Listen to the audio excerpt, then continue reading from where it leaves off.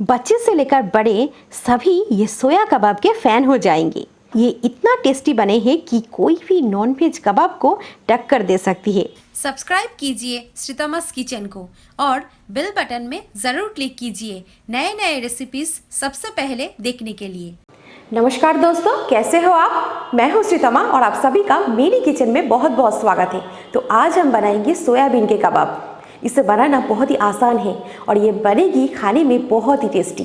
तो बिल्कुल देर न करके चलिए इसे बनाना हम शुरू करते हैं। अगर ये रेसिपी आपको पसंद आए इसको लाइक करना बिल्कुल न भूलें। तो सोयाबीन के कबाब बनाने के लिए सबसे पहले हमें सोयाबीन को भिगोना है। तो उसके लिए उबालते हुए पानी में हम डाल देंगे 150 ग्राम सोया चंक्स और इसे डालकर अब हम गैस बंद करके ये सोयाबीन को 10 मिनट भीगने के लिए छोड़ देंगे। 10 मिनट के बाद ये देखिए भीगी हुई सोयाबीन फूल के दुगना हो गए हैं। अब हम इसे छानकर एक प्याले में निकाल लेंगे। अभी ये भीगी हुई सोयाबीन से पानी निचोड़ लेंगे। तो थोड़े थोड़े सोया चंक्स लेकर अच्छे से स्क्वीज करके इससे एक्स्ट्रा पानी निकाल देना है और फिर इसे हम एक मिक्सर जार में डाल देंगे। क्योंकि हमें इसे ग्राइंड करना है तो एक साथ सारे सोया चंक्स को आप मिक्सी में भूल के भी ना पीसे, नहीं तो बहुत ही मुश्किल हो जाएगी। थोड़े थोड़े करके सोयाबीन डालें और 2-3 भाग में इसका दरदरा पेस्ट बना लें। तो सारे सोया चंक्स को मैंने मिक्सी में एकदम अच्छे से पीस लिया है और इसे पीसते वक्त आप मिक्सी में पानी ना डालें। ये देखिए इसे हमें ऐसे पीसना है। तो वही मिक्सी में मैं डाल दूंगी 2 प्याज। इसे मैंने ऐसे राफली 2-3 टुकड़ों में काट लिया है।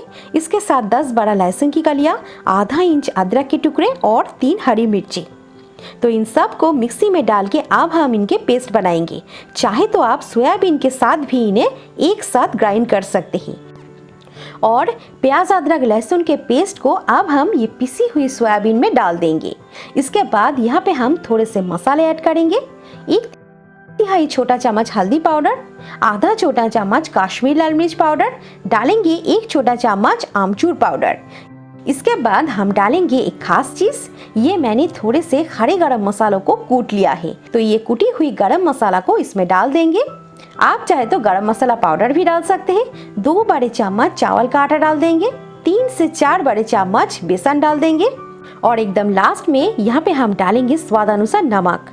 आप बेसन की जगह मैदा या फिर कॉर्नफ्लावर भी डाल सकते हैं। तो अभी इन सारी चीजों को अच्छे से मिक्स करना है। आप अपने पसंद अनुसार चीजें यहाँ पे ऐड कर सकते हैं या फिर स्किप कर सकते हैं। तो मिक्स करते करते यहाँ पे हम डालेंगे थोड़े से फ्रेश कटी हुई हरा धनिया और अच्छे से मिलाएंगे। तो कबाब की मिश्रण हमारा बिल्कुल तैयार है। तो अब थोड़े से मिश्रण लेंगे और ऐसे शेप में कबाब तैयार करेंगे। ये देखिए फ्रेंड्स, बहुत ही आराम से ये तैयार हो जाते हैं। कबाब की शेप और साइज दोनों ही आप अपने पसंद अनुसार रख सकते हैं। और एक कबाब बनाकर मैं आपको दिखाती हूँ। तो बिल्कुल ऐसी तरह से सारे कबाब को मैंने तैयार कर लिए हैं। अब हम इसे फ्राई कर लेंगे। तो उसके लिए कढ़ाई में मैंने तेल गरम करने के लिए छोड़ दिया है और तेल हमारा मीडियम गरम हो चुका है। तो अब हम बिल्कुल देर न करके एक एक करके कबाब को तेल में छोड़ देंगे। आप चाहे तो इसे शैलो फ्राई भी कर सकते हैं। उसकी रेसिपी भी है मेरे चैनल पे। मैं उस रेसिपी का लिंक डिस्क्रिप्शन बॉक्स में डाल दूंगी, वहां से आप देख लीजिए। तो एक साथ मैं 4 कबाब को फ्राई कर लूंगी और इसे एकदम मीडियम फ्लेम में फ्राई कर लेना है। हाई फ्लेम या लो फ्लेम ना दें। कुछ देर बाद ये देखिए ये हमारा चारों सोया कबाब कितना बढ़िया होकर फ्राई हो चुके हैं। एकदम गोल्डन करके मैंने इसे फ्राई कर लिया है। तो अब हम इनको कढ़ाई से प्लेट में निकाल लेते हैं। पहले कलछी को थोड़ी देर रखना है ताकि एक्स्ट्रा तेल कढ़ाई में निकल जाए और इसे हम प्लेट में निकाल लेते हैं। ये देखिए कितना गोल्डन और क्रिस्पी करके मैंने इसे फ्राई कर लिया है। तो अब हम बाकी कबाब को भी फ्राई कर लेते हैं। बच्चे से लेकर बड़े सभी ये सोया कबाब के फैन हो जाएंगे। ये इतना टेस्टी बने हैं कि कोई भी नॉनवेज कबाब को टक्कर दे सकती है। तो झटपट इन्हें हम गरम गरम सर्व कर लेते हैं।